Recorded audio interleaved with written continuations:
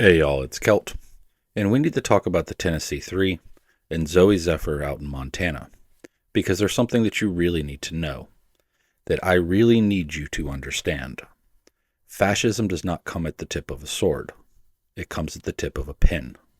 It does not come with the roaring of a howitzer. It comes with the roaring of people voting aye. If you've been paying attention to the news within the United States, then you're more than likely aware of the Republicans' new tactic of silencing their opposition through voting on decorum rules. This is in which a legislative body which holds a supermajority of Republicans vote out a member of their opposition, namely Democrats, by claiming that that Democrat broke a House rule and decorum rule that hence is unforgivable and they must be banished from that legislative body. They did this in Tennessee with the Tennessee Three, successfully voting out Representative Justin Jones and Representative Justin Pearson. Luckily, both representatives were restored to their office.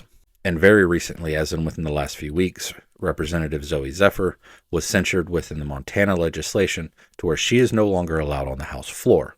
She can still vote, but she cannot actually participate in debates. And while the legislative bodies, aka the Republican supermajorities, claimed that they violated decorum in such an unforgivable manner, their actual crimes were simply speaking against their opposition.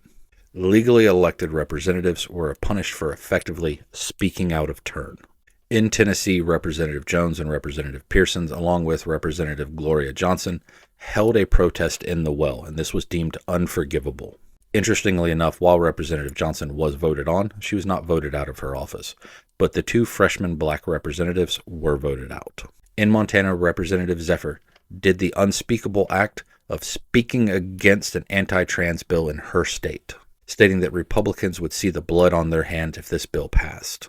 If you vote yes on this bill and yes on these amendments, I hope the next time there's an invocation, when you bow your heads in prayer, you see the blood on your hands. And for this, she was silenced within her own legislative body, the legislative body that she was elected by her constituents to go into and speak and represent them in. And when her constituents exercised their First Amendment right of protest to state that they did not stand by the silencing of Representative Zephyr, she was censored and barred from the House floor. 3 elected representatives punished for doing their job, advocating for their constituents, and exercising their First Amendment right to protest. Earlier, I described this as a new tactic for Republicans, and in reality, it's not. This is a recycled technique that we see through multiple points throughout human history. Fascism, oligarchies, and dictatorships rarely establish themselves with the barrel of a gun or the point of a sword. They do it with the point of the pen. We see this throughout history with multiple regimes: Hitler, Mussolini, Saddam, and others, all legally elected into their office before establishing total control. And the biggest part of the control that they gained was through the pen, by writing laws that made their actions legal. By using that pen in that office to sign appointment letters to loyal friends and allies, such as judges, that would keep them in control and make sure that their laws were still considered legal. And then by using that same office and those same laws to remove and eliminate the opposition. Speak out against the majority, and you're gone as fast as they can get rid of you. The majority that only exists because that same pen and those same laws restructured districts, allowing them to gain that majority by having an unfair advantage legally. That same restructuring of the districts that would later be declared constitutional and legal by the courts that they stacked in their own favor. Why use a sword and a gun when you can do all of this with a pen and paper?